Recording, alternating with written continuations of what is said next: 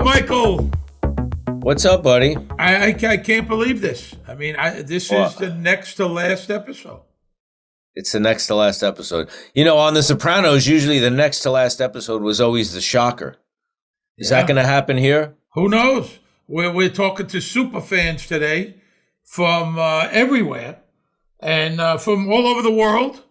Real superfans. I mean, we had such success the first time around with some great superfans that we thought we'll try it again. You know, and thousands people wrote in essays. And every fan is getting a signed book and getting a Bose headphones for Fantastic. our appreciation. We got great fans.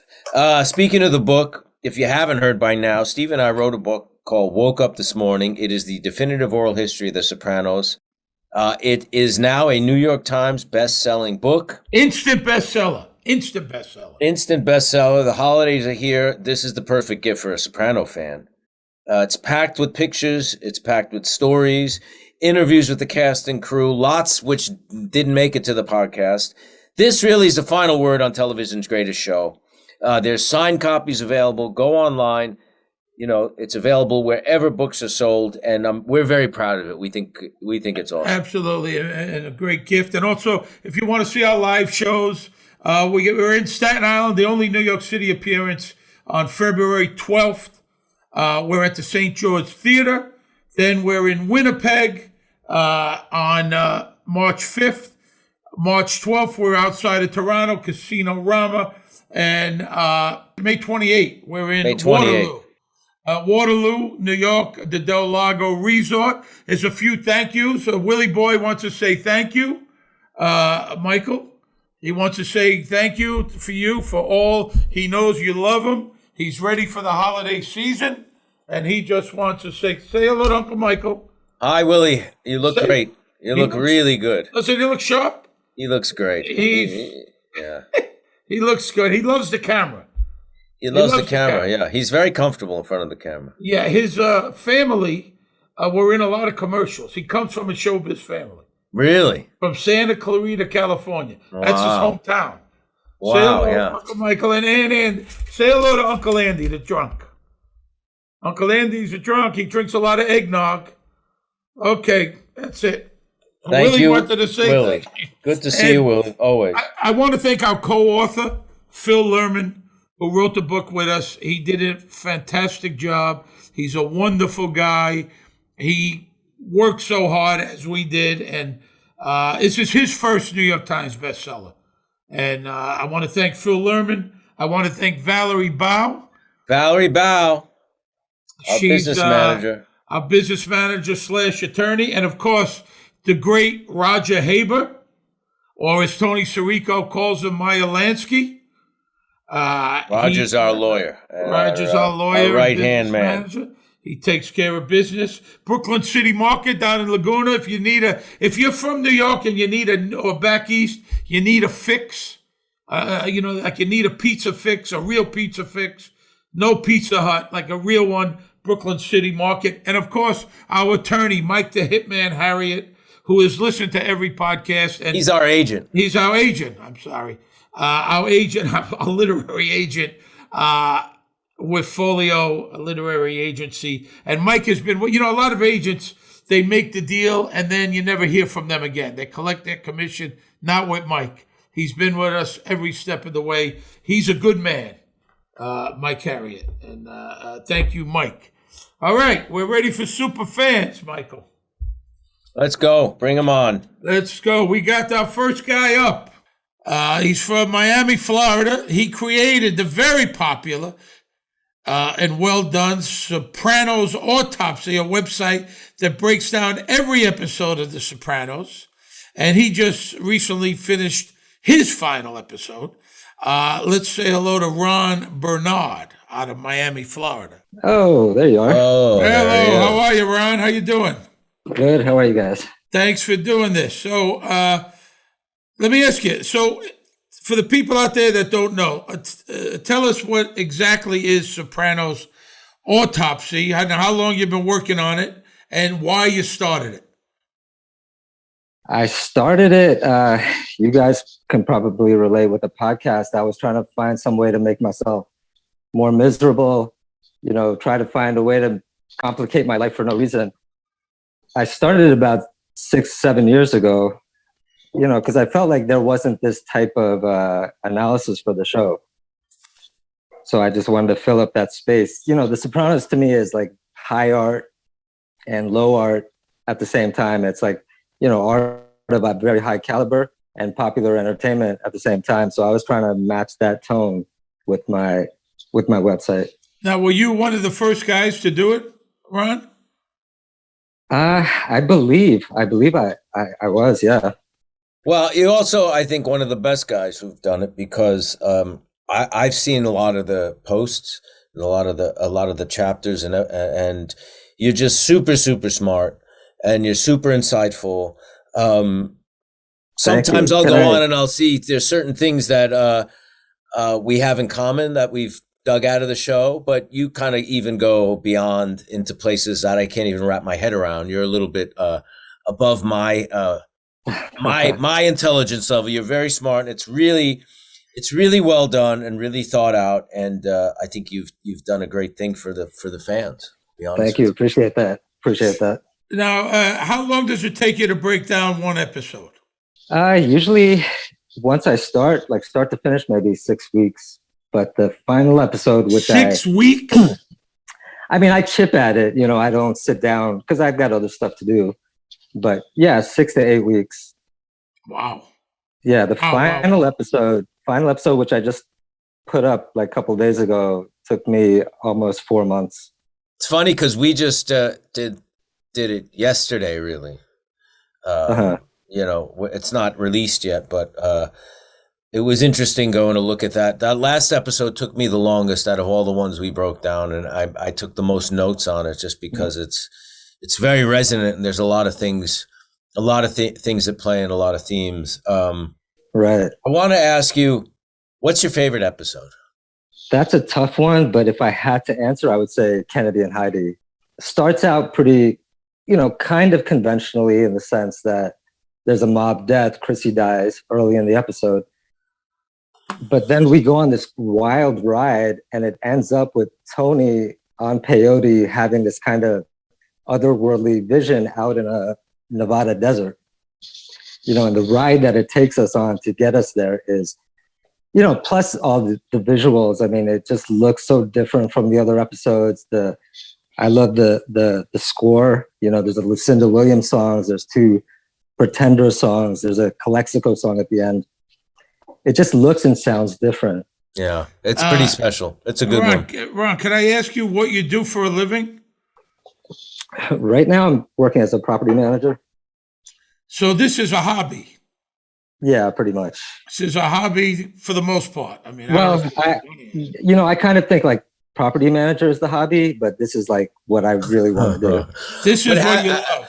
Have you been involved in film, television, creative writing, literature? Have you been a teacher? Have you done any of those things? Study that stuff? Did you have a degree in those things? Well, I have a liberal arts degree, so I kind of touched upon a lot of those things in college. I had started out as an architecture major, but I switched to liberal arts. I've also noticed that, similar to kind of what I've dealt with, not so much on the podcast, but on Instagram and social media, you've had moments where you've sparred with a few fans, some getting pretty below the belt, not on your part, but on their part. And, bringing up certain political things and some which come out of the show and that you address. Right. And you've had to do some sparring along the way, which I found interesting. And your handling of it is always very classy. Thank you. I've seen it on your Instagram too. And I love your sort of minimalist approach to dealing with these people. It's something I got to learn from. I don't know. I think you do pretty well. Hey Ron, are you going to do any other shows? I mean, do you plan on breaking down any other shows, or it's just Sopranos or nothing? Are you guys planning on doing a podcast for another show? No. We're going to do a rewatch of the podcast. A rewatch. Talking Sopranos. We're going to break down our podcast episode. So people have suggested that they want to do a Sopranos autopsy. There Really? you go. Have you done a podcast? No, I've been approached, but it's a lot more work than people realize. Have you been a guest on podcasts though, right? Besides this Yeah, one. I did one. I think you were on it also, Pot of Bing. Yeah, I did Pada Bing. That was a lot of fun. I enjoyed that a lot. I mean, I love the show, of course, but I've actually only watched the show 5 times, like front to back. And a big part of that is just working on the website. But there are people out there who've seen the show like 20 times, 25 times, 3 times a year. Yeah, that's a big commitment, isn't it? Yeah. And Hey, Ron, do you listen to our podcast? oh, absolutely.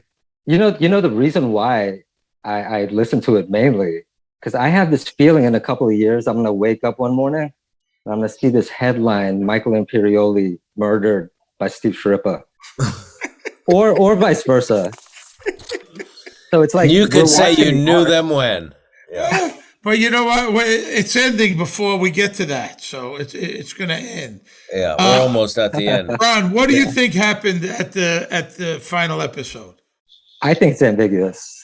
That was my initial reaction. That was like the feeling I felt in my gut. I mean, of course, the first thought was my cable went out. But as soon as the credits started rolling, I thought that's a perfect ending. It's a beautiful ending, and it's an ambiguous ending. I don't know if that's what Chase meant, but that's what I felt. Have you ever thought of turning your website into a book, maybe? Yeah, it's not possible. Why? It's just, in manuscript form, it comes out to 1,500 pages. I would have to get all kinds of permissions from, I have quotes from like hundreds of people. I'd have to get permission from all the publishers. Plus I rely a lot on like video clips and animations and videos and little screenshots and stuff. So there's no way I could put all of that inside Just of think a it'd book. be too big of an undertaking, huh? Yeah, it's not really worth it. Yeah. Well, I tell you, the people love what you do, and Thank you. I've looked at your website when I knew you were coming on, and you're very Thank you. thorough, and you're a very, very smart guy. I was worried that you were going to tell me my website's a little too esoteric, too many esoteric theories in there. Listen, it probably is. I'm busy talking about Milton Berle's cock. I'm not. I can't figure everything out. You know what I mean? Well, that's why. That's what he said. It's high art and low art. It's high art, but it's very well done. Listen, I may not agree with you with everything, good. but Good. I am not a dumb guy. I can see how intelligent and how much work goes into it. Just like, you don't like this kind of music. That doesn't mean they're not good musicians. Right. I mean, But also for the record, I don't actually believe in a lot of the theories that I'm posting up. I'm kind of with you there. I'm just posting it just for the sake of discussion, of conversation. argument. Yeah. Yeah, exactly. Well, even talking to David, right? There's certain specific things that, like we asked him about. There's that theory about Rhiannon being a rat to Butch, Right.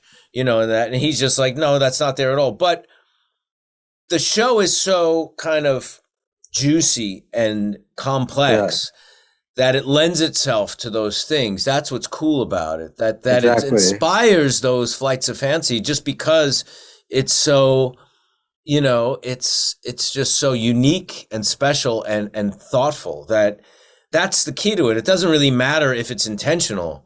You know what I mean? Exactly. Right. But the only thing is this, right, guys?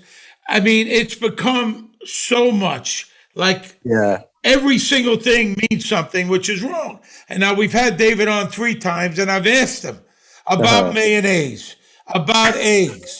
I've asked him Right. in the final episode, Tony is carrying, when they go back into the house, after they're in the safe house, the family, he's carrying a canned ham in his left hand.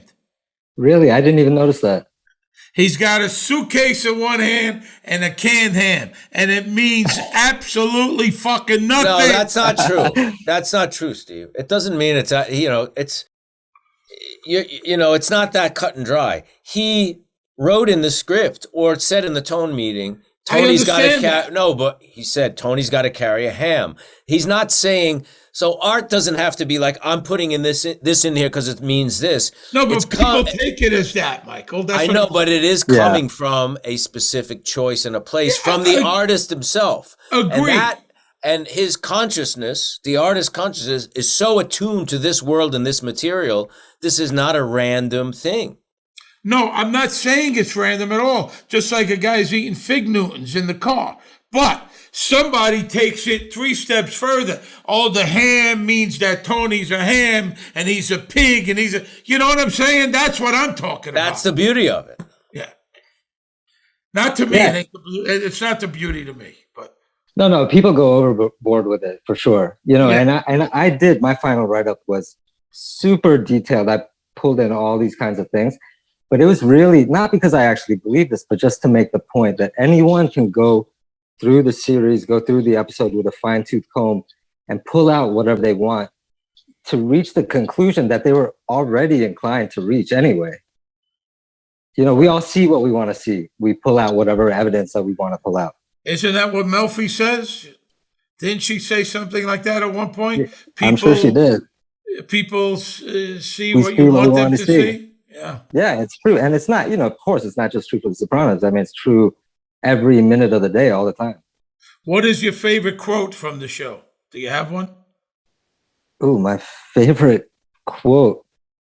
You know, what I really loved is, I don't know if this qualifies as a quote, but I was laughing for like 5 minutes, is Artie Bucco when he learned that Meadow was going to be an attorney and he does this little thing with his hand. Constitutional law. Yeah, exactly. Yeah. Nobody does that like John Ventimiglia. He's a very physically gifted Right. actor, you know. Well, Ron, thank you very much, man. It was a pleasure having you on, honestly. Thank you for having me. And Keep up the good work. You're a good man. Thank you very much. Thanks. Thank See you. you around. All right. All right. care, pal. Have a good holiday. You See too, ya. buddy. You too, pal. All right. See you. There you have it. Yeah, Ron Bernard, Ron creator Bernard. of Soprano Autopsy. Autopsy. If you haven't checked it out yet, please do. And he does not talk about anyone's cock on his Sopranos Autopsy. He's an intelligent guy. He's not an imbecile like me. Know what I mean? He's an intelligent man. Listen, this podcast is very wide-reaching, broad. You know, We've covered a lot of ground. A lot of ground. All right, we're going to take a break and come back with some more guests. Okay, our next guest is superfan Irina Rogachevsky from Toronto, Canada. She is a special education teacher. Please welcome Irina. How are you? I'm wonderful. How are you That's guys? terrific. Thanks for joining us. So it says you started watching The Sopranos at 16 years old. The Sopranos is in every fabric of your body. You've seen the entire series at least 7 times. That's more than us, Mike. And because of The Sopranos, you dress in leather, pantsuits, big bold gold jewelry, and you blast Tony Bennett music. Yes, all true. And I guess that's why you consider yourself a super fan, right? Absolutely. That and so much more. So what would you tell someone that has never seen the show? What would you tell them? I think I would tell them that it's the best show that has ever been on TV ever, that it is the catalyst for TV shows that came after it, that if you enjoy a great plot line, a complex plot line, amazing acting, humor, everything, that's the show to watch. And you kind of, if you want to be immersed into a whole different world that maybe I'm assuming most people aren't familiar with, but can still somehow relate to, that would be the show. What's your favorite episode? So I've been, since, having this opportunity to speak to you guys, I've thought about it a lot. For sure, it's the one where Janice kills Richie. A lot of people I know have said this, but I think it's that scene, of course, it's beautifully done from the moment she does it to the moment that Tony's telling her that he buried him up on the hill overlooking, surrounded by pine cones. But I feel that even the dialogue in the beginning, all the little stuff, like for example, he's with Irina in the beginning of the show, in the beginning of the episode, and she's like, "Oh, chicken soup for the soul," chicken soup for the soul, and he's, tomato sauce for the ass. You should read or something like that. Like, it's all brilliant. And then when Richie's having the talk with there was Jackie Jr. and they were talking about their business venture. And Richie turns to him and says, "Oh, he just told you to fuck off, and he told me to go fuck myself." Like, it's all the dialogue, everything is just brilliant. The acting in every scene is brilliant. The ending with the song, "Hey, hey, I saved the world today." Like, I realized that the whole episode is just Tony thinking that he's fixing everything. He's fixing everybody, Janice and Richie and everybody and Carmela, and it's just brilliant. And then I guess the other, like, it's like picking a child. I don't have children, but I'm assuming it's like picking a child. But the episodes where they are purchasing Whitecaps, the beach house, also brilliant. Yeah, we like that one also. Now, what character do you think you're most like? Of all the characters, guys or girl, on the show, which one do you think is more like you?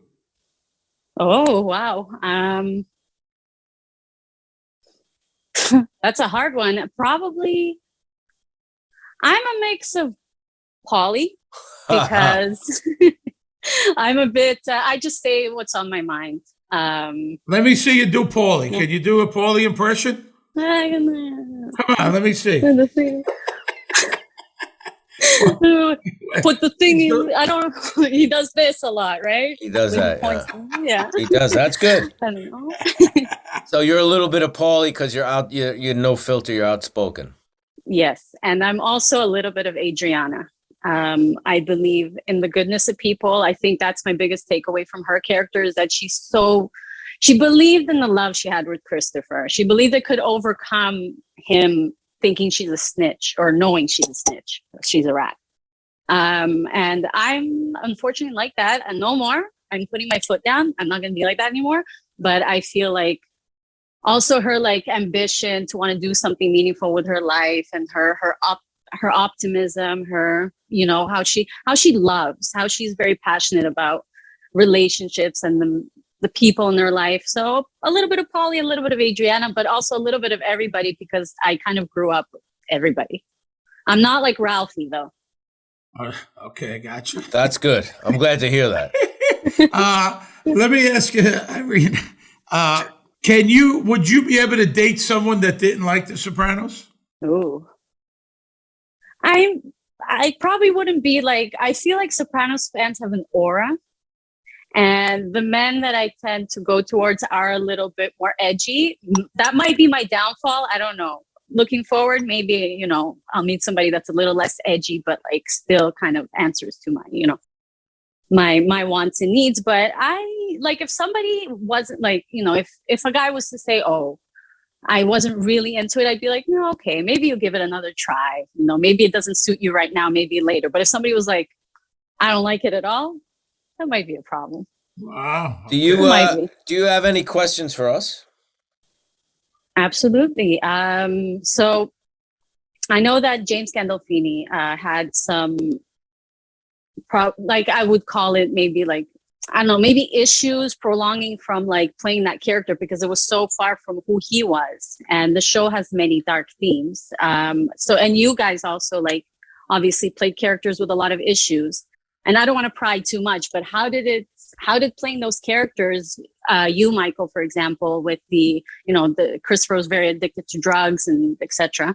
How did it impact you both in a negative and a positive way?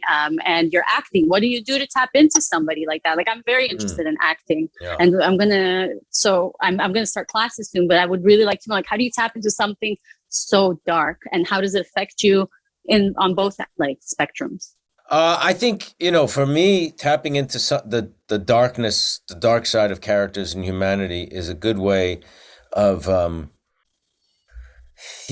of letting out the dark edges of your own personality. You know what I mean? It's kind of like a safe a safe vessel or a safe place to just kind of let it all out. You know what I mean? Often in life, we can't just let out dark emotions, difficult emotions, because of situations and because we don't want to get in trouble. We don't want to hurt people or offend people. And acting kind of allows is a place. It's almost therapeutic sometimes. You know, you can let out rage, you know, in an imaginary place that nobody's going to get offended or hurt from. You've let out rage against me on this podcast. Well, this podcast is I got another offended. outlet. Yeah, I know. That's part of the show. You know, I'll be honest. I think it was the time commitment more than the character that affected him. He was working 9 months every year, every day, most of the time, 14, 15, 16 hours a day. He had no personal life. He did hardly spend time with his family. And I think that was harder for him than actually the role. I think the role was, you know, he actually enjoyed. I know, you know, sometimes it got a little close to home, he felt towards the end, but a lot of Jim's pressure was working so much. I understand. That makes sense. Sense. Because I did see some pieces about, like, you know, maybe the scene where I believe it's you and him after the situation with Adriana, that was like a extremely hard scene. And I was just wondering, you know. You know, it's a hard scene because you have to the stakes are so high and you want to do a good job. But I think it's also for an actor, for me, to be able to go to the beautiful thing about that character is Christopher had such a range of emotions and things to play. And that's gold for an actor when, you know, play other states of mind and states of being because he's under the influence of drugs. You find out your girlfriend's, you know, you're a mobster and your girlfriend's been talking to the feds. Life as you knew it is now over. Whatever's going to happen from here on in is going to be different. Everything has just been shattered. The stakes don't get higher. That's gold for an actor. Amazing. Okay. Well, thank you. So next question would be probably what was your most challenging scene to perform, whether emotionally or it was like too funny, maybe some sort of like, you know, behind the scenes kind of tidbit, something that you just couldn't get through that you really sticks out in your mind? You know, for me, I'm too serious when I'm on set. I don't have time for that. Yeah, I don't have time to screw around and play around. I'm kind of serious about what I do. I mean, a lot of times a simple scene is a hard scene. There was a scene with me and Janice when we talked about eating the ziti, and we were in the kitchen together, Karen's ziti, and that was a hard scene. You know, emotionally, you know, to get there. That was kind of hard. It wasn't, not everything's so easy. Not because it's on the page, you learn your lines, everything's so easy, you know. That was kind of hard. And Aida's a great actress, and it took us a little while to figure it out, and we got it, and it turned out great, but that was a little hard. And emotional scenes are always kind of hard for me. Yeah, when I'm on the set, I'm too worried or just concentrating. Not much fucking around with me, you know. That's impressive. Now on this podcast, I fuck around. Well, that's what makes this podcast so wonderful. Like, honestly, the dynamic between you guys is amazing. Like, it's a treat for us. I've heard that. I don't know if I believe it, but I've heard that many times. Irina, thank you very much. We love Toronto, and thank you for coming on. Have a nice holiday. Couldn't thank you enough. See you. Thank you very much. Appreciate it. You take care. Thanks a lot now. Okay, let's She was bring great. on our next. I like talking to Irina. Okay, our next guest is from Niagara Falls. His name is Paolo Sottile. He created the YouTube channel Sopranos Theories. Sopranos Theories has over 3 million views and 30,000 subscribers. He is a Sopranos superfan, obviously. Please welcome Paolo Sottile. Paolo. How you doing? Hi, how are you guys? How you doing, buddy? I'm good. How are you guys? Thanks for coming on. You in Niagara Falls? The Canadian side or the New York side? The Canadian side. Oh, nice. Yeah. Thank you for coming on. I appreciate it a lot. Now, my pleasure. Why'd you start Sopranos Theories? Well, I was just bored in quarantine, and I was watching movies. Every night I was watching North by Northwest and Vertigo, and I would watch like essays or videos on YouTube about it after the movie. And then I was looking at it and I was like, I can do this. And I was like, why don't I make it about something I love and something that's near and dear to my heart and something that I'm passionate about, and that being The Sopranos. And yeah. And then, I went to school for, broadcasting, radio, television, and film. And then I studied film at university. So I was like, I know what I'm doing. I know how to record and do all that stuff, edit. And here we are, 30,000 subscribers later. That's Crazy. great. And how many videos have you made? I think I've made around 35 videos. Some of them are shorter ones. But there are, I would say, probably 30 videos. And do you don't break it down by episode, you just have a specific theory that you investigate in a certain video? Yeah, I do like some theories, and I do some breakdowns of episodes, like why Pine Barrens is so beloved. And I just recently uploaded a video that was detailing what could possibly be the worst episode of the series, if there even isn't a worst episode of the series.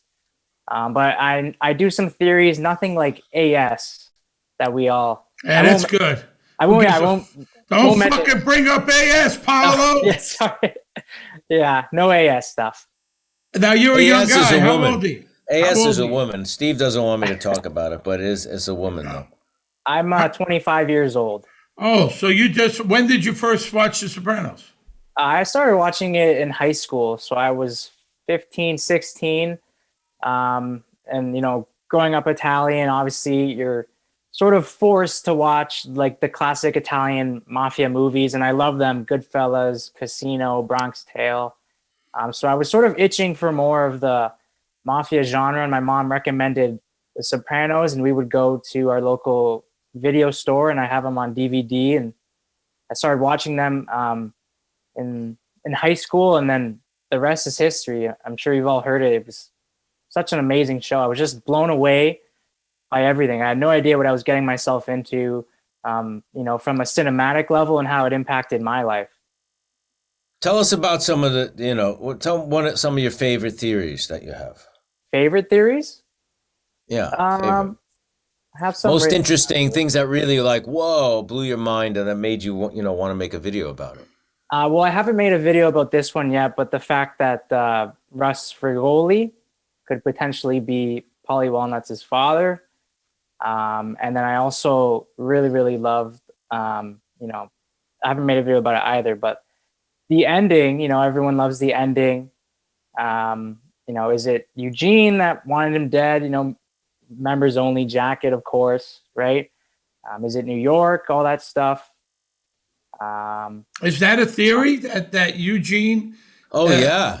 Oh yeah. I didn't know that. That's members only. That's members why only. She said members only had so many clues in it. That's what she, one of our other guests was mentioned that episode, connecting members only, Eugene and the guy in the last episode who's in the diner. Yeah. So what? That's like Eugene's brother or something? I don't understand. How Eugene? He's been dead for years. Right. Well, in the first episode, we see. It's called Members Only of season 6, and we see Eugene wearing that jacket as Vito calls him out on it. But then we see the same jacket that gentleman wearing in the last episode, and Eugene also kills someone in that jacket. So I guess you could connect the dots there. There's a lot there. And what do you think about the Rhiannon theory that she set the whole death scene up at Holston's? Do you know about that one? AJ's girlfriend. Yeah, I actually have heard about that. I watched a video about that too. I don't believe that one. Well, what's the evidence for that one? Why would they think just she's there when they say we're going to Holstein's? Why are they connecting her to ratting out to New York? Well, I don't know. Carmela tells AJ, "Oh, we're going to Holston's tonight," and she, his girlfriend, she looks up at not up because they're on the couch, but she looks behind, and almost piques her interest. So a lot of fans are speculating and just really? But there's no evidence, connective tissue that she has anything to do with New York, is there? No. No. No. No. Yeah, I don't believe that. That sounds like an AS theory. Now, Paolo, are you making a living at this? It's generating some money. Yep.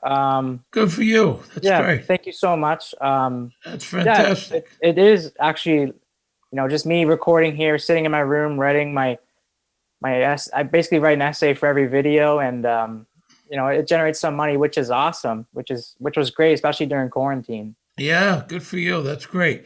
Thank you.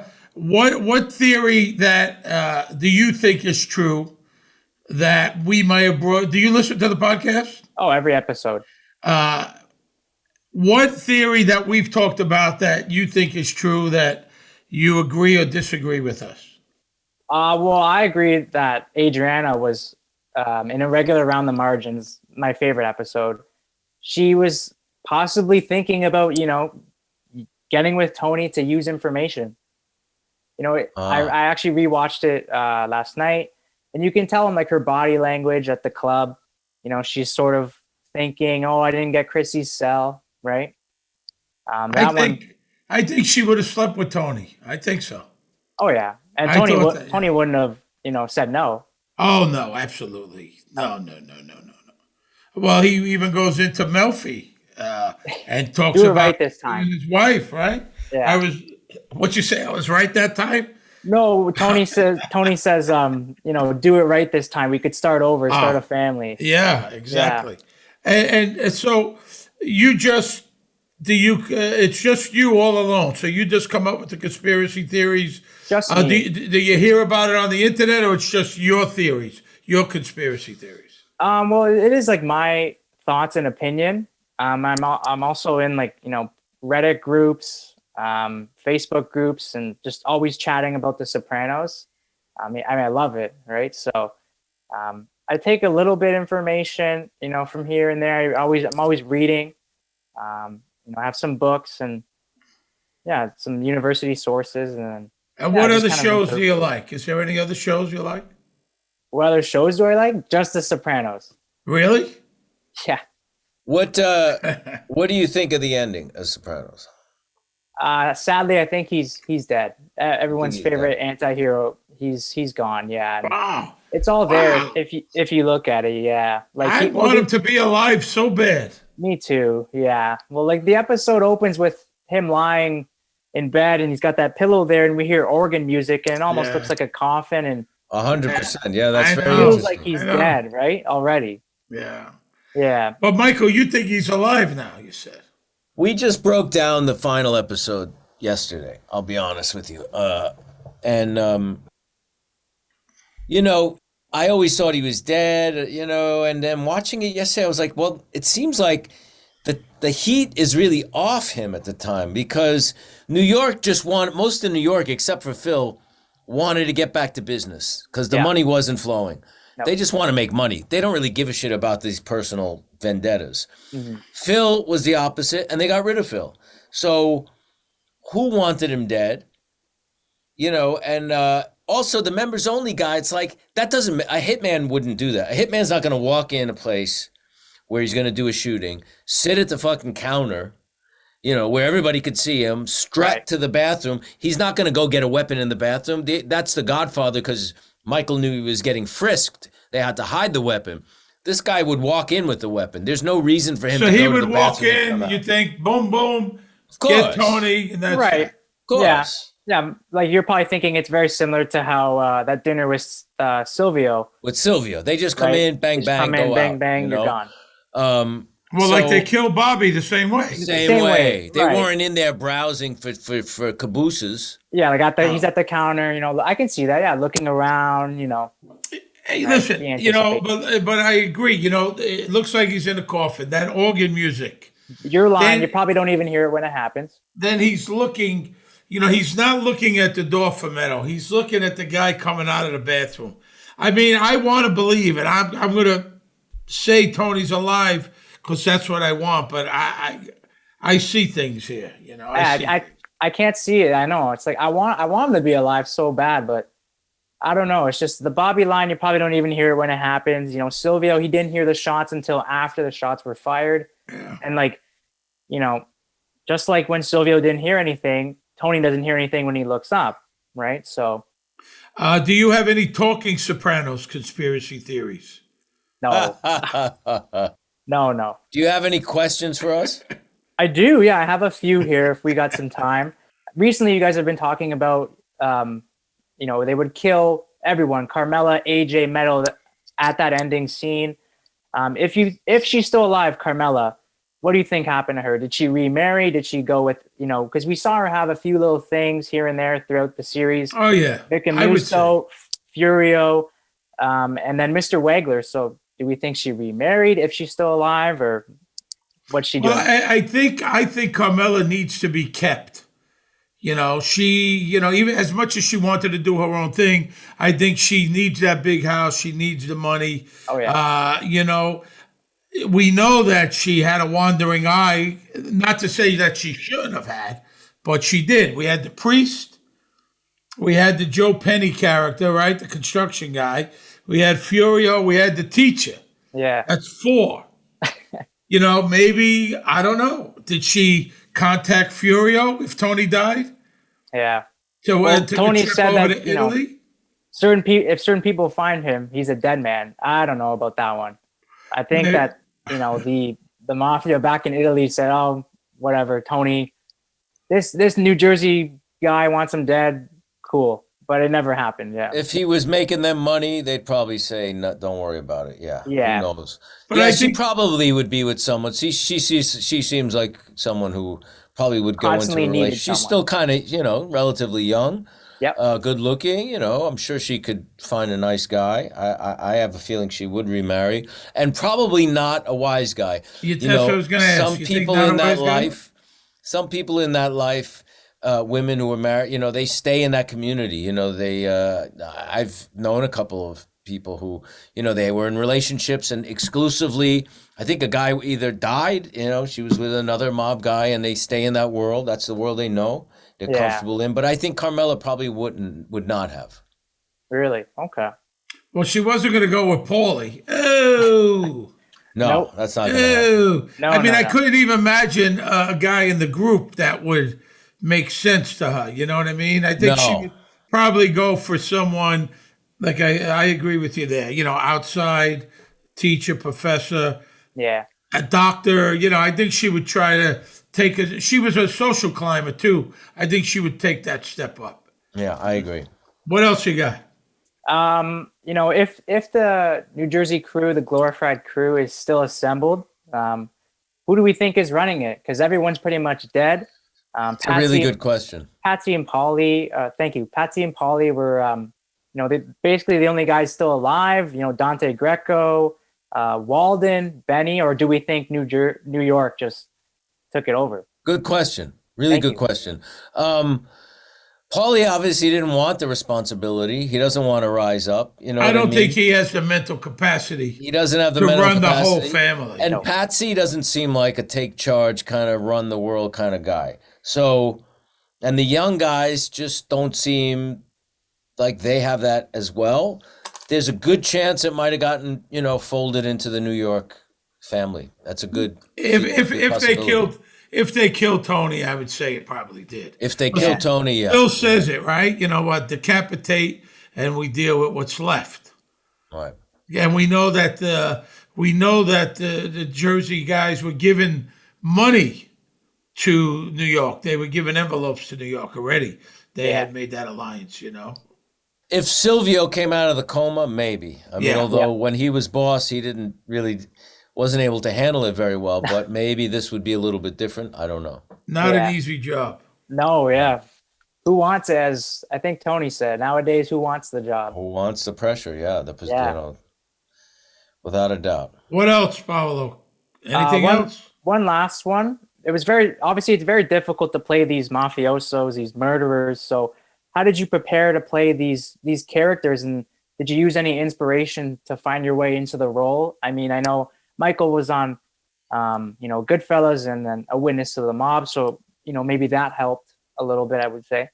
Well, I'd done a few mob things, and I had done a lot of research, especially into the New York mob, a lot historical stuff, and going way back to the beginning, and also the more current mob. But for me, it was I found somebody in real life that I knew who grew up in New York, he had a cousin who was in the mob, and his cousin brought him in this guy I knew was relatively young in his early 20s, and had him do a few jobs that were very dangerous jobs. And one of them went bad, and he got really freaked out and left New York and tried to be an actor. And emotionally was very much like Christopher. So that was something I thought about a lot when we did the pilot. And then it kind of took on its own momentum and its own life when we got into the first season. I didn't really think about that anymore, but it did help me, set this character in motion, if you will. Nice. I grew up around that. I kind of grew up around guys like Bobby, and I grew up in Bensonhurst at the time was a big mafia. A lot of guys that I knew, guys I grew up with, friends of fathers of my friends. So I kind of knew that world a little bit. And I was living in Las Vegas. I've seen those guys around. So Yeah. Well, you bring up Las Vegas quickly. I just want to say, you might have to double check with Andy, but I'm pretty sure I submitted an AMA question of the week asking you guys to reopen the contest because I missed the first one. I was so devastated. And the night I went to Vegas for Halloween with my friends, and the night before I was like, I'm not getting on that plane until I submit this email because I know I can, I deserve to be on. Not that anyone else doesn't, but I know I'm a super fan. I got pictures here and I got trading cards. I mean, I have this one here. I don't know if you can see it, but it's dual signed by Michael and Federico. Oh yeah, I remember that. Nice. I don't know. Nice. I don't know. It's just crazy. Of course, I have the book. I have T-shirts. Moltisanti here. Nice. Just a diehard fan. I just want to say thank you so much. Well, thank you, man. It was real nice talking to you. You have a nice Christmas, and thank you very much. Keep up the good work. Thank you so much. You as well. I'm very grateful that you put me on this podcast. I have 3,000 applications. I'm very thankful and grateful, and keep up the great work. Thank you so much. Thank you, buddy. Take Appreciate care, Paolo. it. See you. Have Thanks a good Christmas. You too. Thank you. That is Paolo Sottile from Niagara Falls, Canada. That's a nice young man. Very Good smart guy. young man. All right. Let's take a break, and then we'll come back with some more guests. All right, our next super fan, Ann Cookie DiPietro. She's originally from Brooklyn, now in Waxhaw, South Carolina. She's watched the show more than 12 times and has been a super fan since 1999. She's a top earner on the Talking Sopranos Facebook fan page. What is that, a top earner? I have no idea. You'll Let's have ask to her. explain to us. Let's talk to Cookie DiPietro. How's this? Great. Fantastic. Okay, good. I should have taken you up on. I should have been meditating. It would have helped me out. I don't know. Maybe. I'm jumping out of my skin. I'm just so excited to be speaking to you and Steve, and just to be in this whole situation. It's just Listen, mind-boggling. Cookie, listen, Uncle Steve. It's not exciting at all. It is. It is. There's nothing to be excited about. Yes. He's It's excited, Steve. It's Listen, just two schmucks here talking to you. That's all. Because listen, after 20 something years, I don't know. I feel like I know you guys. So this is like meeting my old friends and speaking to them in person is just crazy. I love it. Tell me, what does it mean? It says you're a top earner on the Talking Sopranos Facebook fan page. What does that mean, top earner? Top earner. I'm always posting on there. I'm not an administrator, but I'm always posting. And because I have so much, I guess, knowledge, being with the Sopranos all these years, that, a lot of people ask questions, and then, I kind of say, well, I kind of give them hints. Well, this is, I tell them this, like the hat, like what's this, what's that. There's a lot of people that say, Tony lived, he didn't die. That's a big thing on the fan page. So Cookie, where part of Brooklyn are you from? Bensonhurst.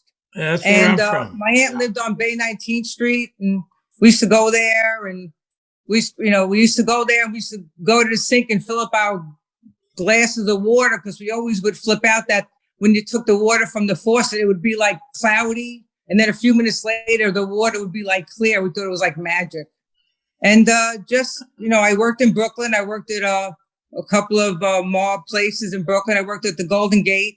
Oh, the Golden Gate Inn. Yeah, Sure, I've been there many times. Yeah. It's a famous place. What you do there? The front desk? Oh, I was a server. I've been in the restaurant business like my whole life. And at one point, I worked there. So the mob guys would come in, this and that. And, on 4th Avenue, I worked at another place, Easy Street. And I worked at another, just being around it my whole life. Yeah. Now, let me explain to Michael. The Golden Gate Inn was in Sheepshead Bay, and it was a short stay hotel. So they had a lounge downstairs. Right. A lot of guys would take their gumadas. Right. Because there wasn't many hotels in Brooklyn. For a long time, there was no new hotels. So the Golden Gate was a place you could rent it for 4 hours, 5 hours, like that. You could rent the place, you go in there for a quickie, and it was, that kind of hotel. It was perfect. It was split. It was like one side was the restaurant, and it had music, and then the other side was the bar. So it was totally set up for that situation. Yeah, the Golden Gate Inn, very infamous place. If you're from Brooklyn in the 60s and 70s, you know all about it. Yeah. Now, Cookie, why did you love the show so much? Why did you? Oh God. Well, I wanted to say that everything on that show, is really true, except for like in my family at least, because I saw so many people on the show were pieces of my family and people that I was around my whole life. And on the Talking Sopranos, like some people ask questions, what does this mean? Because some people aren't Italian, or some of the old customs, like somebody had asked me just the other day about wearing like why was Tony so mad about wearing like a baseball cap? Well, when I was growing up, we were not allowed to wear a hat in the house. That was like not allowed, especially at the dinner table. You know what I mean? It would get like smacked off your head. Yeah. And, things like that. Restaurant, yeah. Is there any good Italian food down there in South Carolina? Not much. Yeah, what brought you down there? My daughter moved down here. I want to go to Disney. I want to go to Florida. So, Cookie, who's your favorite character on the show? Let's see. Well, I love them all. I love Tony. I love Johnny Sack. I guess the funniest to me is besides June is Marty Bucco. Because a lot of things that happened in his restaurant and his mannerisms, it reminds you of myself and things that really did happen in the restaurant business about people stealing and this and that. And it really did, really was real. I would have to take my, see my mug? Oh boy. Did you have a favorite episode? Yes, I do. I got my mugs. I got my books. What? What's your favorite episode? Well, one of my favorite, I love them all, but one of my favorite ones is 6-1, members only, because I think it has so many clues. It has so many clues to it, and if you really watch it and pay attention, it's there's one thing that I was going to mention to you, which no one has ever mentioned this, about when Eugene goes to the FBI when he pulls up, and he goes to the FBI. There's a wall, so I'm watching like, I don't know, 2 months ago or something, and I'm watching the episode, and I'm looking at it, I'm like, is that a wall? Are those snakes? And when I stopped the TV, the wall is 2 snakes, and then on the it says dead end. There's a dead end sign, so that flipped me out because all the times that I've watched it, which is at least 10 or 12 times at least, I never picked up on that. So as you watch it, there's always something you can pick up on. That's why on the fan page, people they say things they don't know what they're talking about. You have to watch it over and over. That's why it goes on and on and on, because you can watch it every day and find something else. And what do you think those snakes mean, Cookie? Well, I think Eugene was a snake. And then another thing is when Eugene gets the call in the bedroom and the wife says, his master's voice, this is flip out too. His master's voice, I thought it was Tony. And I just had Googled it like a couple of weeks ago. And what it was his master's voice was the gramophone from like RCA. It was right, the dog listening to the gramophone. Yes. I'm like, oh my God, that's like crazy. That really. And then when Eugene hangs himself, he's like standing on like a speak. He's standing on a speaker. So he hangs himself, and then after he hangs himself, the front of the speaker falls down, like it's exposed, like maybe like he like to represent, maybe he was speaking like the FBI, like he was things like that. You go deep. You go deep. I don't go that deep. I'm not into the political part of it, but all that stuff is just so amazing. So, Cookie, do you have any questions for us? I do. Well, I'll tell you about the questions. So every week, I sent in about a dozen questions throughout the whole podcast. And at the end, when I didn't get it, I always like be slapping my leg. I'd be like giving the TV the finger because, I really wanted to get those goes. And then happily, I'm on with you guys, and I got the ultimate gift, which is But you know fantastic. what, Cookie? What? I remember your name. Michael kept saying no. What? No. And I was saying, no, let's have Cookie on. Don't believe him, please. So what's the question? What question? I don't want to talk to her. No. No, wait. Is this the end? No. What's the question you have? I had to sit in front of my phone for 45 minutes. I got Aja, and now you're going to... What's the question you have for us? Wow. All right.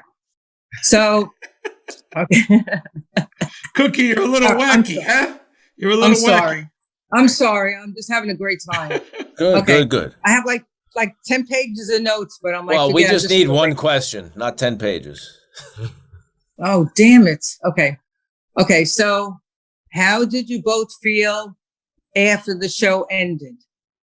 Were you relieved? Were you sad? No, I don't mean immediately, but I mean like after a month or two, like how was that? I felt both. I was ready to move on. Because it was a long stretch in our life, and I'm someone who likes moving on. I don't like dwelling in the past. I like moving on to new things. At the same time, I was sad because it was the best job I ever had, and it was very fun, and I loved the people I worked with. More than anything, I was going to miss being with them every day. But everything in life has its period. You know what I mean, and its season. So that's how I felt. Right.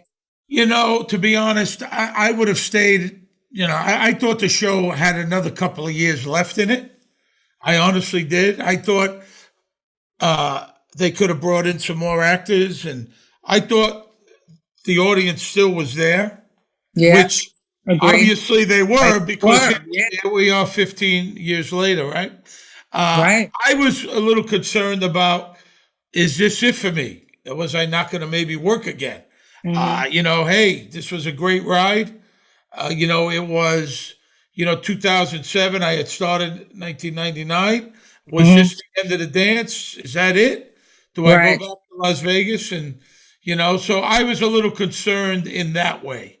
Of course, missed the show, but I was a little concerned that I wasn't going to work. And luckily, I haven't stopped working. But yeah. Did you guys take a break after did you chill out for a while, go on vacation?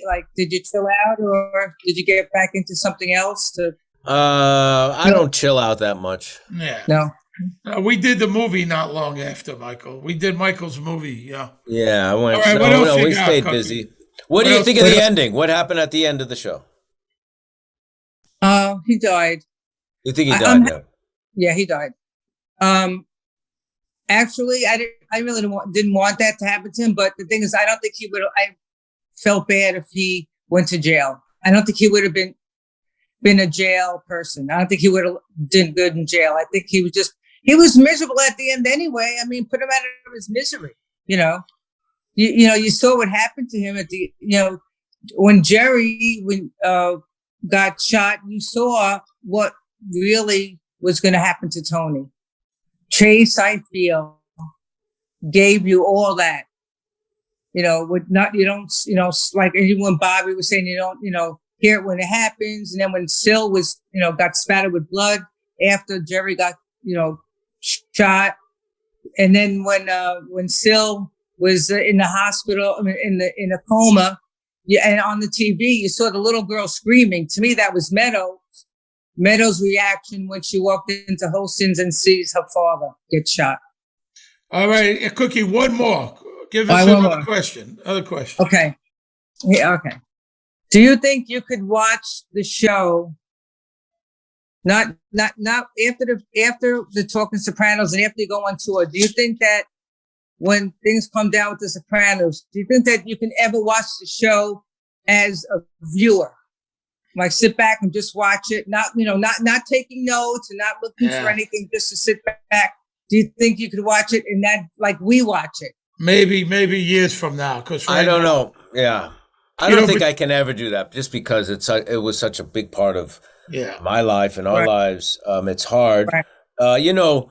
It was different watching it because we didn't watch the show since it really aired. So watching it for the podcast was very different because there was time and you have a little bit more objectivity. You're not wrapped up in it. It's not your world, immediately. So you have a little bit more distance. And I enjoyed it a lot as a viewer, but I still have a very personal connection to it. Obviously. And between that and the book, it was work, a lot of work in between that and the book. But I don't know. It'll be a long time if I ever watch it again. Yeah. Well, it's wonderful that they have all these young people watching it now. It's like amazing. It's just amazing. Like I said, it's just amazing. I mean, these young kids, somebody, they posted on the fan page, like that they went to Tony's house and Holston's. I'm looking at the picture of this kid. He's like 20 years old or something. I know. Oh my amazing. God. It's amazing. It just goes on and on. That's why, like with the, your podcast, what you're doing, I mean, they can refer to it. It's just Soprano World is actually Soprano World. Yeah. Great. Cookie DiPietro, thank you. Have a nice Christmas. Thanks for coming on the show. Great talking to you. Thank you so much. Thank you. Merry Christmas. Merry Christmas. Too. I'll see you. Merry Christmas. Take care. Christmas. Take care. See you later. All right. And Cookie DiPietro from Steve's neck of the woods, Bensonhurst, New York. She was great. It was great talking to her. All right, Michael, we're going to bring on our next guest, Billy Noble from Nashville, Tennessee. I remember you extremely drunk in Nashville, Tennessee. Several, on many occasions. Yeah. Wow. Yeah. Falling down. Yelling at the limo driver. You were mean. You were yelling at the limo driver. You're yelling at the manager of the club. That night I had to watch out for you. You went off the rails. I was not a good drunk. I'm not a good drunk. For the most part you were. But there was a moment where you went. There was, that click when I clicked it just over the notch, and then you were okay. And then, But hey, this guy, Billy Noble, is a keyboard player in Tim McGraw's band, and he's a super fan. So let's bring on Billy Noble. Hello. Billy Noble, how you doing, man? Billy. What's up, guys? How are you? Hey, man, everything's good. Thanks for doing this. Thank you for having me. Are you in Nashville right now? I'm in Nashville, yeah. Nice. Where are you guys? We are in New York City. New York City. Are you in the same room? No, we're never in the same room. No, we can't be in we tried that. It doesn't work. They had to separate us. It's like dogs in a pound. Dogs in a pound. You have our separate cage. We can no longer be in the same room together, Billy. That's what. Yeah. Let's stop bullshitting the people. We can't be in the same room together. Not gonna happen. That's what's happening. So you're a keyboard player in Tim McGraw's band. Yes. And how long have you done that? I've been doing that since 2012. So next year will be my 10th. 10 years. Oh, that's a nice gig. Were you in another band before that? Not at his level. I did some other touring gigs and just kind of hustling in bar bands and playing around town. But his gig was like kind of a big break. You hit the major leagues. Yeah. But you could make a living as a bar band, right? You go and because I did a thing years ago for the Tonight Show as a correspondent, and I interviewed at the CMA Awards. I interviewed Tim McGraw and his wife. Oh yeah. I don't think she liked me that much, but he was up for having some fun. But she kind of gave me a dirty look, I thought. But you could go in the band, right? You go in the honky tonks, and then you pass the hat, per se, Yeah. right? Yeah. And you could make a living. Yeah. Oh yeah. Oh, there's great music in Nashville. Yeah. Yeah, and I think with the tourism now and how much Nashville has exploded, that the musicians downtown are actually making a really good living. I saw some great musicians just in the. But what is that place? Tootsie's? Is that the name of the place? Yeah. I love that place. I went there a lot. So you don't you wouldn't do that anymore. You wouldn't go play downtown because you got the gig. I mean, one night wouldn't you just go, hey, it'll be kind of fun. Let me go down there and. Well, I'm kind of out of the loop of the downtown Broadway players at this point, though. Gotcha. But I wouldn't necessarily like turn it down. But I do like recording sessions in town as well. And Tim's gig are my main lines of Great, work. man. Yeah. So why do you love The Sopranos so much? What makes you, Billy Noble, a super fan? Could I correct you on the pronunciation of my last name? It's Nobel. Nobel, like the Peace Prize. All right. I just know my dad's going to watch, and he's All going right. to. I'm sorry, Dad. What's your father's name? Peter. Peter, no disrespect. Peter Nobel. I understand. When people spell my name wrong, I get pissed. So. Oh, pissed is not the word. He Fucking goes right, insane. I get pissed. Fucking right. Insane. That shows lack of respect. And I'm going to blame Andy for not telling me how to pronounce your name. Fucking Andy. I will say everyone pronounces it Noble. Everybody. I mean, it's Nobel. like 1 in a million that say Nobel. But anyway, to answer your question, you know, a lot of the things that you guys have gone over, the writing, the acting, the shooting, the production, it's just all fantastic. It's all very believable. It has, for me, become timeless writing. I could have watched it 10 years ago and I'll watch it now, and it's just still great, timeless acting and writing, and it just holds up. But a couple specific things I related to that I mentioned to Andy when we talked. So my dad is from Budapest, Hungary, and I really liked the in The Sopranos, the writing, kind of the Italian American writing, being an immigrant or being a descendant of immigrants, the pride that comes with that, but also the frustration that comes with that. Those are things I can relate to just from having a father from another country. And I thought that was really cool. And I hadn't seen that before in a television show, personally. And then another thing I really like about the show is it was filmed during, I guess, from 1999 to 2007. So that was like a very formative period for me. That was end of high school and through college and becoming a young adult. And so everything I'm looking at when I see the show, the style, the cars, the buildings, it just reminds me of like a very significant time in my life visually. And it's nostalgic for me, and I enjoy watching it. How did you, when did you start watching the show? I came to the show late, probably 2013 or 14. I remember specifically where I was when I watched the first episode. Where were you? So the band, Tim's band, we don't always charter flights, but we happened to be on a charter because we had to get to a gig from Las Vegas. We had a residency with Tim and Faith at the Venetian. And we had to get to a gig in Florida. The only way we could do that was to charter a flight. So I was in my seat, and there was a DVD player in my seat, and there was a bunch of DVDs, and I wasn't much of a TV guy, but I had heard that Sopranos was the greatest show of all time, so I popped in season 1, and then since then I watched it really until now and going forward, just on a continuous loop.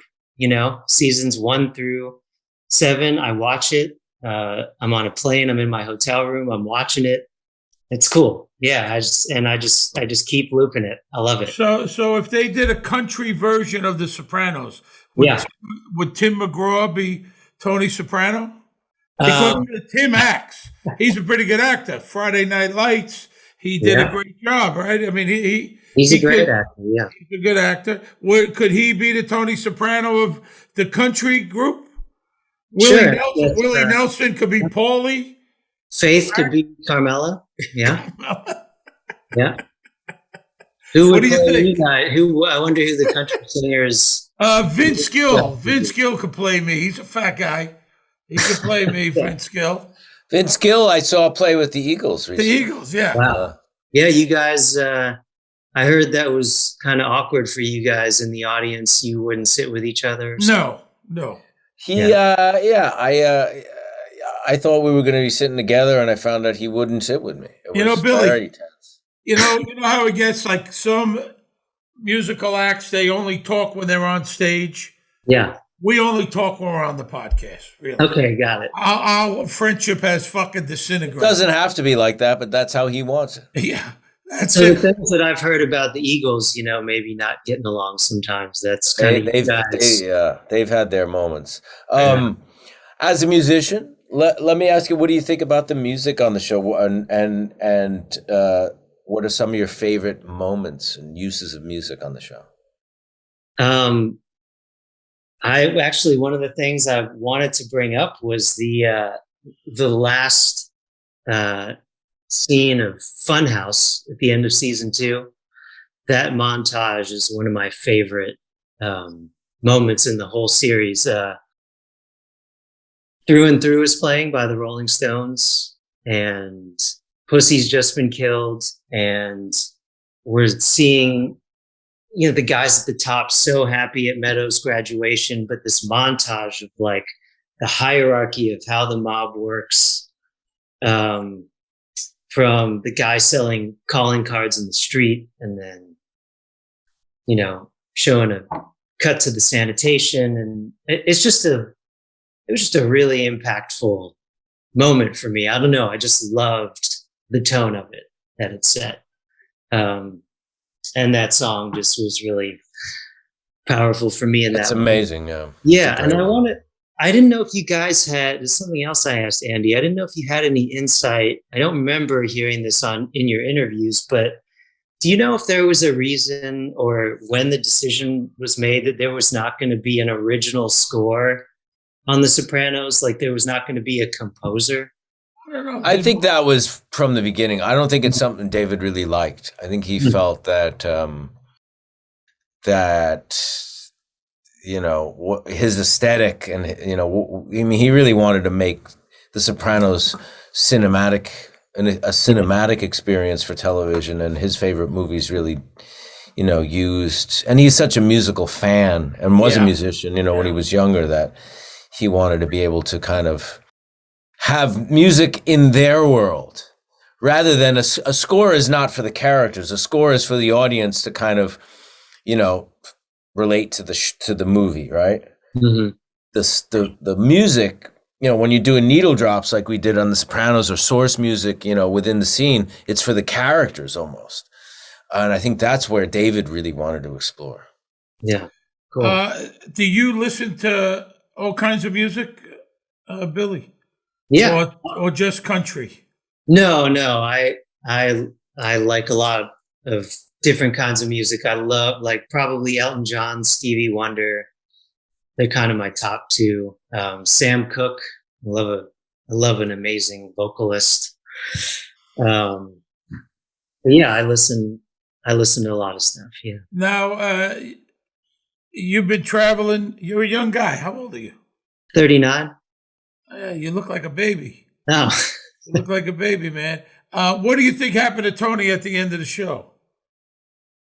well, for a while, for mostly, I believe that life goes on and he's fine and he was not killed. I'm kind of with you on that, Steve. But I do think about at times that the mob is kind of bigger than one person. And some of the most like powerful episodes for me were like, you're rooting for Adriana to get out. You're rooting for Vito to get out. And they just can't do it. They have targets on their back. I know that Tony wasn't trying to get out, but I also wonder if maybe the target on his back just didn't go away and he was killed in that moment. Because the mob is just such a bigger thing than one person. But if I had to pick, I would say we cut to black and we're not privy to his life anymore. We don't get to see it anymore, but it goes on. That makes a lot of sense. Yeah. So if they did a country version of The Sopranos, let's revisit. We got Tim McGraw as Tony. Faith Hill as Carmela. Faith Hill as Carmela. We got Vince Gill playing Bobby. You could play Benny. Billy, you could play Benny.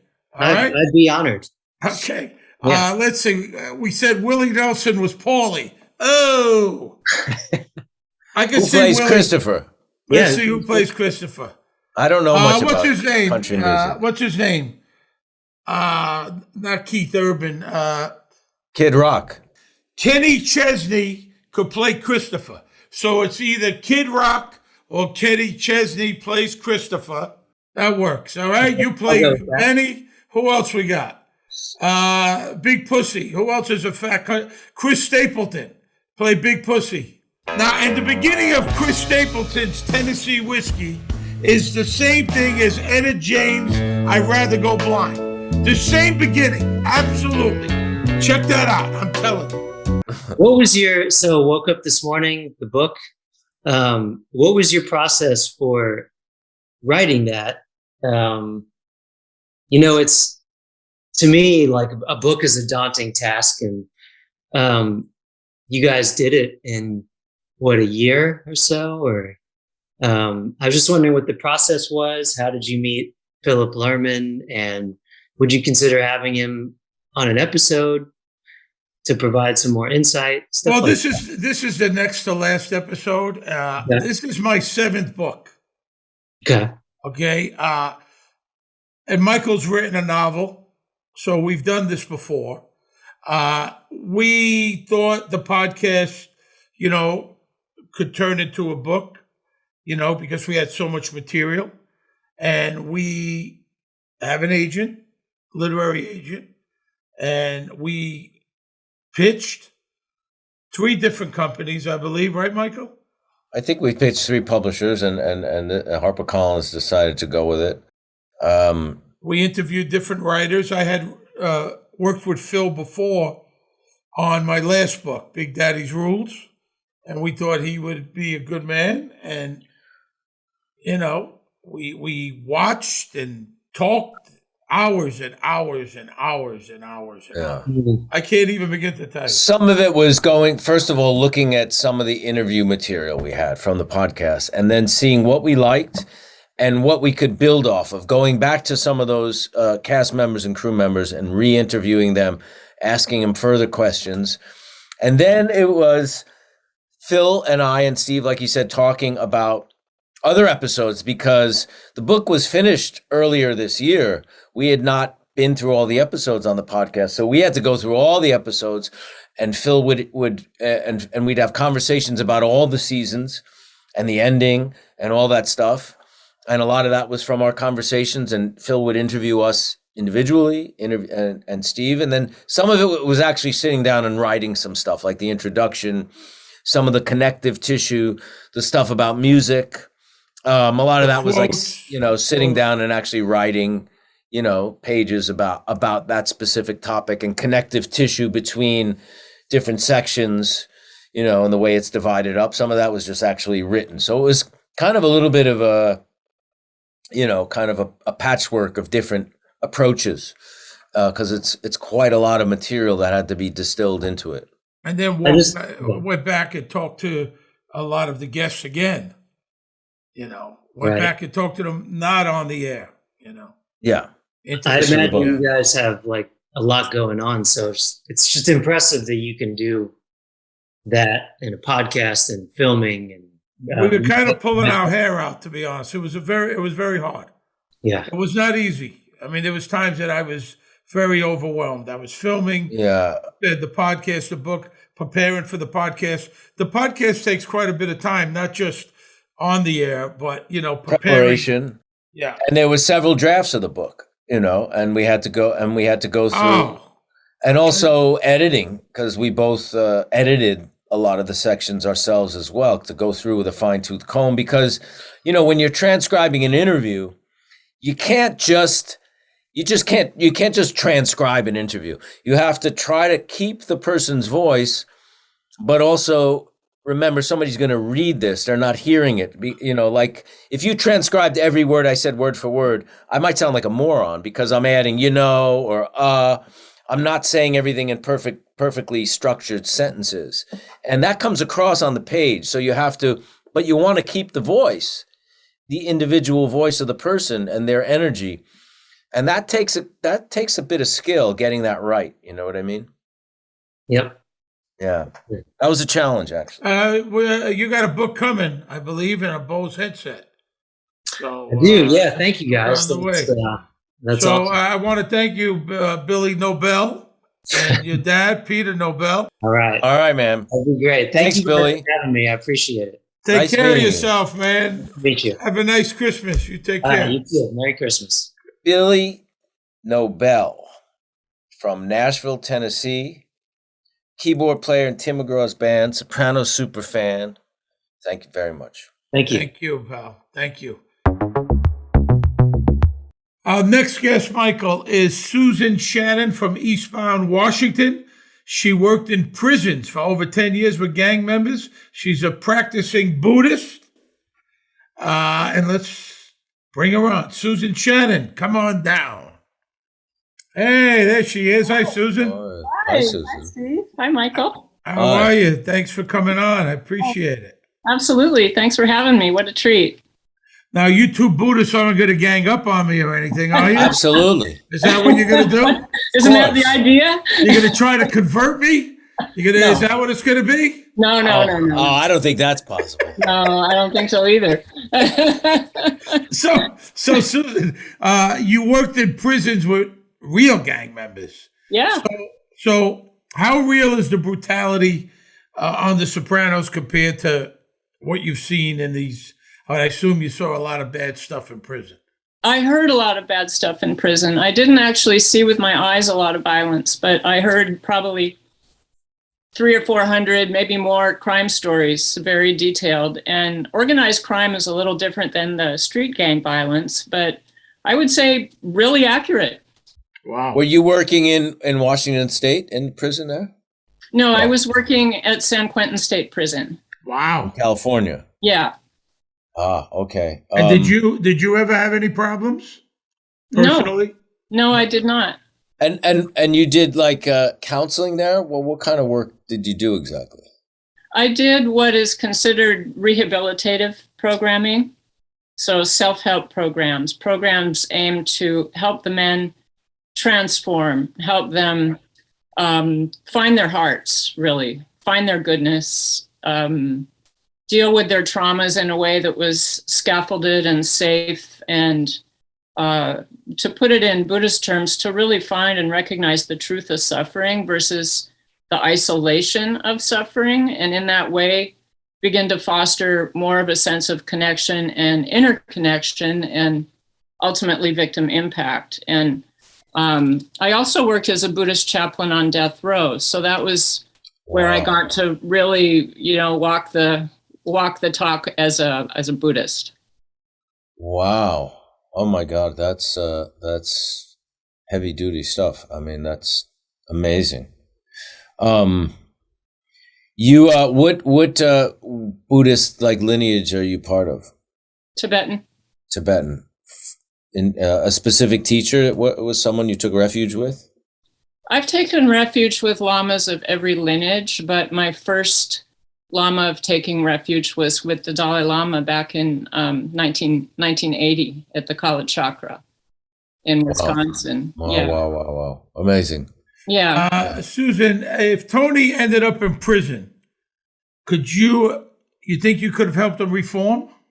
I think it would depend on the changes that the people in his family, and I mean his immediate family, not so much his mob family, what they would allow him to change. Because I feel like there was so much pressure on Tony to remain who he was in the mob, and yet at the same time, the freedom that he seemed to express. For example, I'm rewatching the series now, and last night I watched, I think it was 10, where Artie Bucco is trying to convince him not to kill the soccer coach. Oh, yeah. That's Tony, a good one. Yeah, and Tony, yeah, true, he drank and took pills, but he has such exuberance around not hurting anyone. Remember that? He's rolling around on the floor. Carmela finds him. He's like, I didn't hurt anyone. Yeah. And so to me, there was such great potential for Tony to become kind of an iconic representation of transformation. But like in real life, it really depends a lot on the people that they're around. Have you must have seen or helped, or even other people, have you seen a lot of people turn around? That I would say hardcore criminals, and you've seen them change before your eyes? Absolutely, before my eyes, yeah. Sometimes it would take a while. Sometimes it would be the accumulation of a lot of work for years and years coming to fruition in a moment. So it can be very gradual, or it can be very sudden. But I tallied up once that I had worked closely with about 1,000 men. And there is not one who I did not see transform. Really? Yeah. Wow. Yeah. Wow. And these are murderers, burglars, rapists, drug dealers, heavy duty gangbangers. Really? Wow. Yeah. That is something. And what does it take for transformation? I mean, obviously it's a long process, and there's a lot of factors in it, but if you could not put it in a nutshell, what does it take for someone to transform? Mm-hmm. That's a great question. I think the elements, maybe in order, at least with inmates, is having someone reflect back their goodness, even if they've never seen it before. Mm. The worst crime for me, in all that I heard, were the crimes of how these men were raised, how they grew up. Sure. The neglect and all of that. So if they can recognize, if they can be in front of a non-judgmental presence, somebody who believes in them, somebody who, like me, I believe that transformation is not just our birthright, but it's what we're here to do, then they can begin to let their stories out. And that's another element, is getting things out of your body, getting your stories out of your body, getting your emotions out of your body, and actually being able to name emotions. Because, when we start out, it's like a five color crayons, in the little box. And when we end, it's like 64, because they get a chance to really know the difference between rage and just being annoyed. And you saw Melfi try to do that with Tony to some degree. How successful do you think she was as a therapist with him? I think Melfi was probably extremely successful compared to maybe anybody else. But the one thing that didn't happen with Tony, that started happening towards the end, especially season 6, A and B, was he began to see a bottom. In the first season, I think it was the pilot, he says to Melfi something like, do you ever get the feeling that you're coming in on something at the very end? And so in that way, he knew, he kind of intuited that there was a flow to what his life was going to be and his involvement. But he didn't really hit bottom all the way, maybe until almost the very last episode. Right. And what do you think happened in the last episode? Well, that was the line that I wrote after it comes back from the cut to black. Tony says, "I think I'm changing my mind." And That's what you think happened? Yeah, that's what I want to think happened, because I would like the season. And he says that to himself. And he says that to everybody there. He says that to everybody there. And as he says that to everybody there, if you think about it, it's kind of like putting a clutch in an engine. It's like everything is possible at that point. And everybody who's sitting around the table has their own version of what that would mean, and their own fears and insecurities of what that would mean, especially if it was, more than just, I'm not going to have eggs, I'm going to have, meatloaf or something. Very interesting. Yeah, that's really wild. Any questions for us? Yes, I have 3 questions. So my prison work is all about helping men get out of roles that involve criminal thinking and inflicting violence on self and others, while your work in The Sopranos was about getting into such roles and behaviors. Was there ever a time you noticed the roles you played were leaking into your personal lives, perhaps subtle as in dreams or more visible as in behaviors? I mean, not me. I mean, Bobby was kind of a nice guy. Very nice guy. I mean, he did murder someone, so, everything is relative. But compared to the other guys, he was a family guy, and I didn't take any of that home with me. I didn't have any of that stuff, over the years, I would take moods home more than anything, being in an angry or sad or whatever kind of moods home. But there were times when I definitely dreamed about the character, and I'm not sure if it was the character's world or my world mixing or just his world, but that was the role I did the most and the longest. So there's and I look at him as somebody who's not me. Like when I look back at The Sopranos, it's his own person. Yeah. Christopher Moltisanti is not me. Mm-hmm. And I look at him very kind of objectively in a way now. Which is interesting.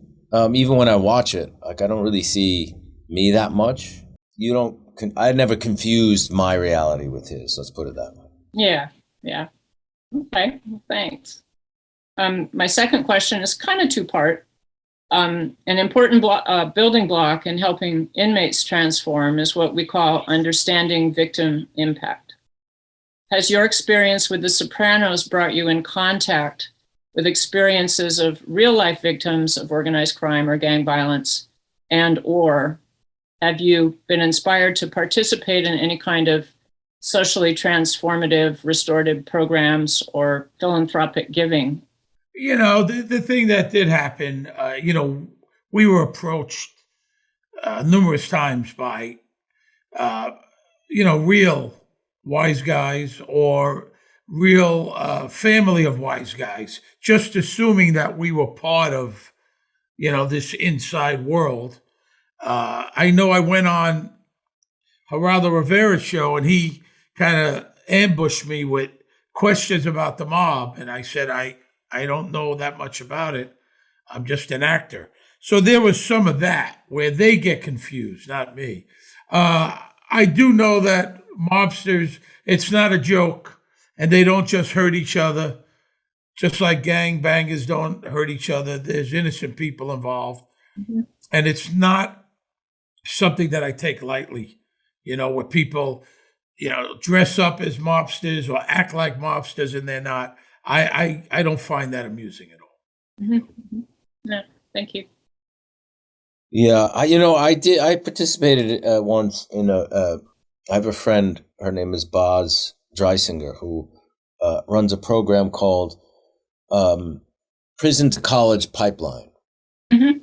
So she helps people, incarcerated begin a college education that they can continue when they get out. Mhm. And once I went in, I went into a prison and just gave a talk to some of the inmates. It was about 10 of them, and a little less than half had been through that program or were in the program, the Prison to College. The other half wasn't, and there was a very distinct difference between those two groups of people. Mm-hmm. The ones who were involved in the Prison to College pipeline were, you could just tell they had they had more hope about their future. They carried themselves a little bit differently. They were more open. Mm-hmm. It was an interesting experience, and I know she's done amazing things, not just here, but also in South Africa and in some other countries. And that's a really great program to support. She's quite exceptional, that woman. Mm-hmm. Yeah, we had a university at San Quentin, as well as a very active Shakespeare program.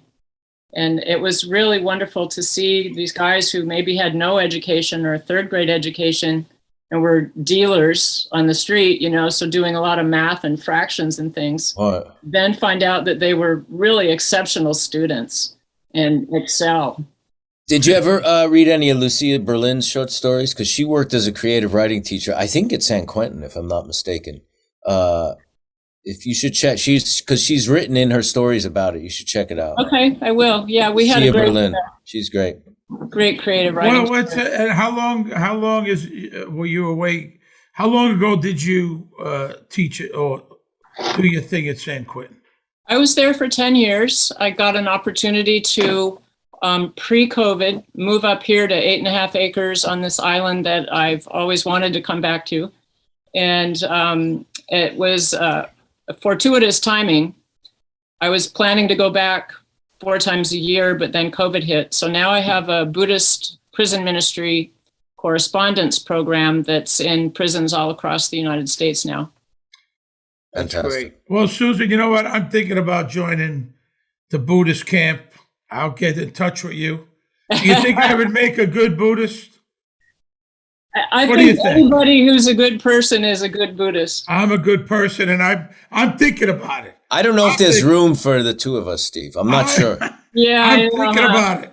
What's that, Susan? I said, yeah. What's that? Are you agreeing with Michael? I'll withhold. As long as Buddhists stick together. That's what this is all we about. We do. It's this thing of ours. That's what we call it. Buddhism. So you guys are kind of like the mob. It's kind of the same thing. It's a different version. Can I ask my third question, or are we out of time? No, go ahead. Real quick. Okay. The arc of this podcast began right as we were all locked down, and now you got a book and a tour and everything, and it's all these guests and episodes. It was not always that easy to listen to in the beginning, but it seems like there's been a progression. What have you learned about each other and or yourself over the course of this podcast?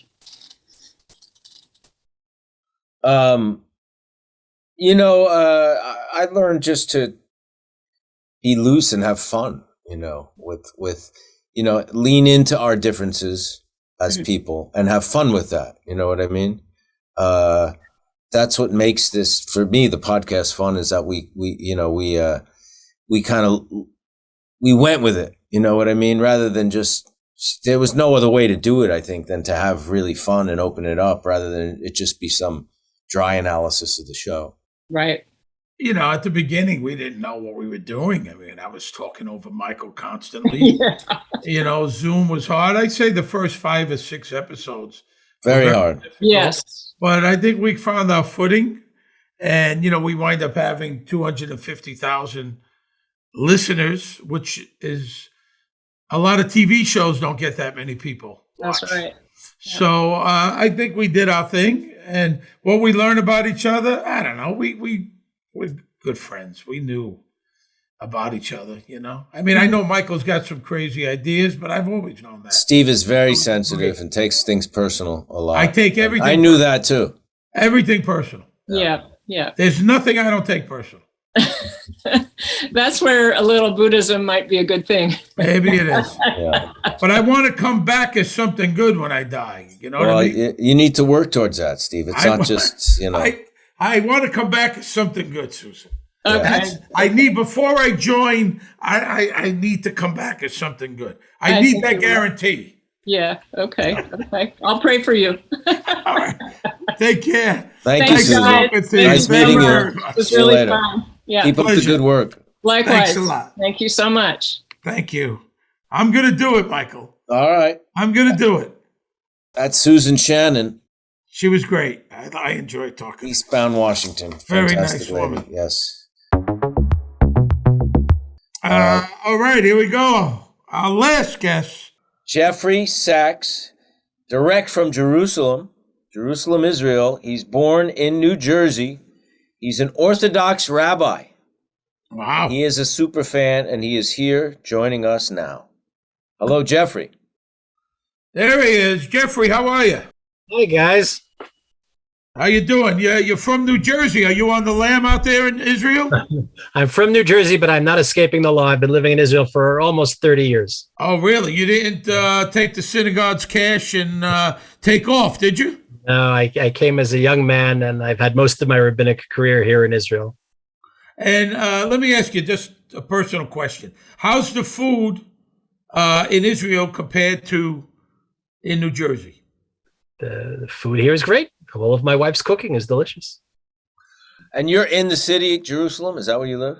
I work in Jerusalem. I live in a suburb of Jerusalem. In a suburb. I mean, that's one city I've always wanted to see. I have to get there. We will be very happy to host you both when you come. You've got a lot of fans out here. I have to go there. I mean, it's such a special place. So let me ask you, when was the first time you saw The Sopranos? I didn't see it on the original run when it aired first in the United States. It came here at some point a little later. Back in those years, Israeli TV was always quite far behind. But my parents, remained in New Jersey after I came here. At the time, they were living on the Jersey Shore. As a matter of fact, there are scenes that are filmed in Asbury Park in one particular episode, and there was like a whole big buzz down where they lived on the shore that the Sopranos were shooting down the boardwalk, and they had mentioned it to me and turned me on to it, and I had watched it. At that time, I had kind of caught up with it by the end of the series when the series ended, and then during Corona, we had a rewatch. Which also timed nicely with discovering your podcast and following along. So, Rabbi, let me ask you, if Tony came to you for guidance, what would you tell him? I mean, could you have saved this guy?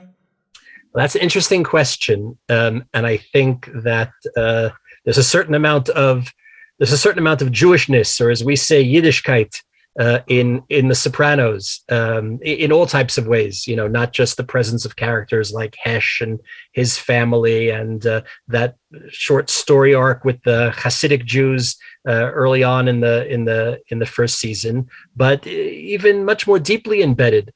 There's a lot of Jewish wisdom that can be brought to bear on this. And I think we have to look at a very important episode from the third season when Carmela goes to see Dr. Krakowski, who's obviously this very old school Jewish psychiatrist in Livingston, New Jersey, not far from where I grew up. One of my favorite scenes in the whole series. That's the great Sully Boyer who played that. Sully Boyer, right? And I went back and I rewatched the episode in advance of our conversation. I was amazed. It's a total of exactly 4 minutes long.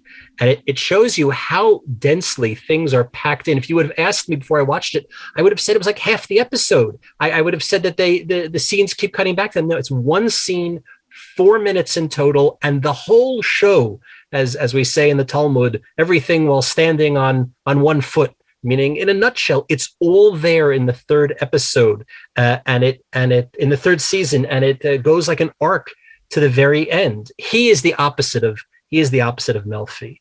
And he tells her, look, you can't fix him.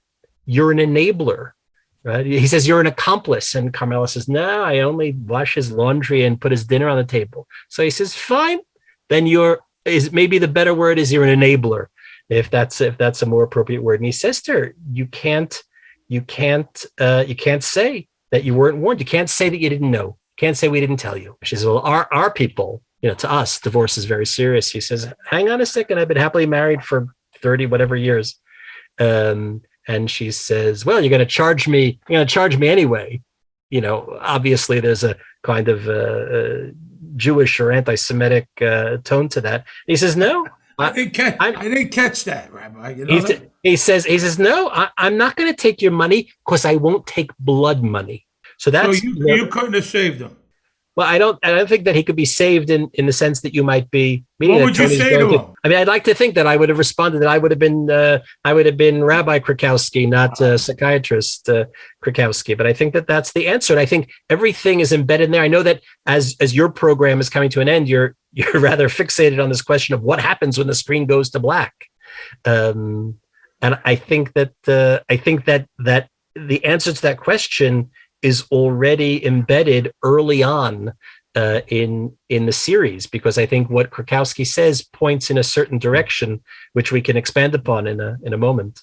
So you think Tony Soprano died at the end? So I'll give you a rather philosophical answer. I'll give you a rather, if you'll pardon me, a rather Talmudic answer for the listeners at home. I'm making that Talmudic movement with my thumb, and I'll split the hair and say, almost philosophically, like Schrodinger's cat, he's both alive and dead, in the sense that it doesn't matter. And here's why. If you just give me 1 minute, I'll explain why.